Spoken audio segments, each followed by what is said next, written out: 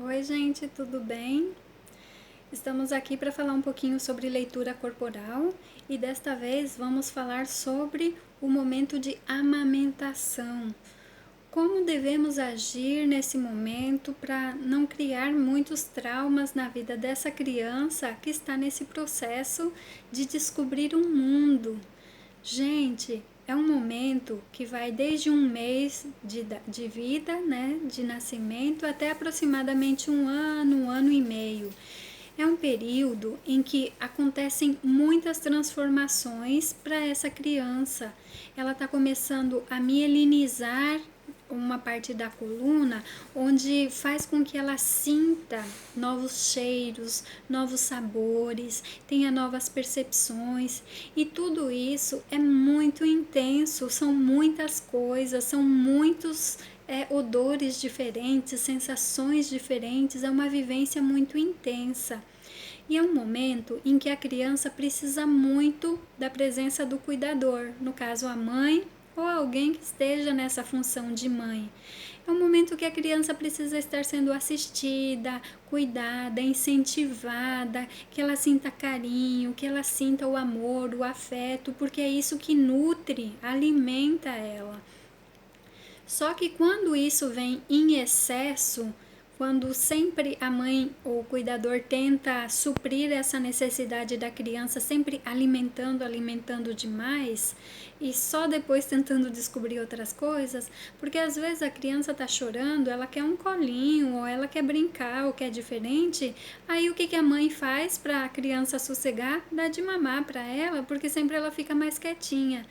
Gente, isso vai influenciar bastante na vida dessa criança, e lá na vida adulta dela vai ser aquela pessoa que, quando tem os seus problemas, a primeira coisa que ela vai fazer é o quê? Ela vai comer, porque ela não sabe o que vai fazer primeiro, então ela come e depois ela vai tentar cuidar de ver como resolver a situação dela. Então, talvez não seja bem por aí. O excesso de alimentação não é a via mais adequada, assim como a falta de alimentação, de carinho, de cuidados, porque nessa fase nós temos esses dois extremos: ou as mães que super cuidam, super protegem seus bebês, ou a mãe, ou os pais, ou o entorno, que acaba deixando muito a desejar, deixa muito essa criança sozinha. É aquela criança que quase não tem colo porque os pais acham que ela vai ficar manhosa ou vai ficar mal criada.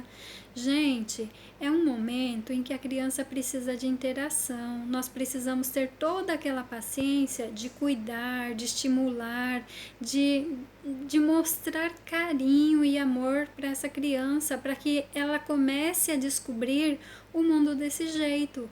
É muito difícil começar a vida, começar a descobrir o mundo de uma forma onde você desenvolve a dor do abandono, onde você quase não tem a interação ou o carinho necessário dessa fase, tá? Então não é questão da criança ser manhosa, mimada, ou dela estar fazendo de propósito. É só um nenenzinho que está recém começando a vida neste mundo e que ele precisa descobrir e passar por essas interações, essas descobertas, que muitas são muito deliciosas, né, como a sensação do carinho, do amor, proteção, assim como aquelas que são dolorosas, a sensação de dor, e muitas vezes ela não sabe expressar essa dor, ela precisa que alguém atenda tudo isso que ela está sentindo. Então aí a importância dos pais, dos cuidadores. A gente vai perceber que geralmente o formato do corpo dessas pessoas, né, quando passa dos 7 anos até a vida adulta, é aquele formato mais arredondadinho, mais rechonchudo. Por mais que seja magrinho, também é arredondadinho, eles são fofinhos, são macios. E aí a gente vai pensar assim: como que a gente vai lidar com essa criança para fazer com que ela não sofra tantos traumas? É focar na necessidade dela, não dar em excesso aquela super proteção sufocante e também não deixar faltar. A criança precisa de colo. Nessa fase, principalmente, ela precisa de colo, precisa de carinho, precisa de atenção e precisa de estímulos para que seja uma criança saudável, para que ela forme menos traumas. É difícil a gente falar que vai criar uma criança totalmente sem traumas, porque todos nós passamos por algum tipo de trauma, alguns mais leves e outros muito mais profundos.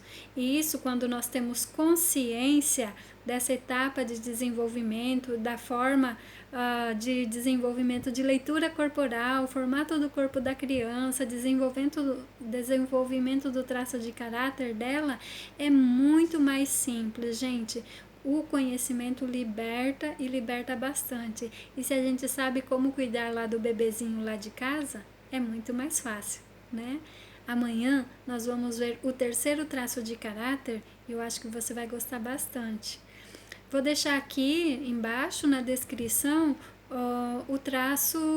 o primeiro traço de caráter para aqueles que não viram, tá?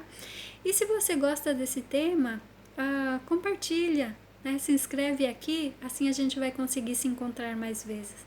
Eu mando um abraço e a gente vai se falando. Beijo!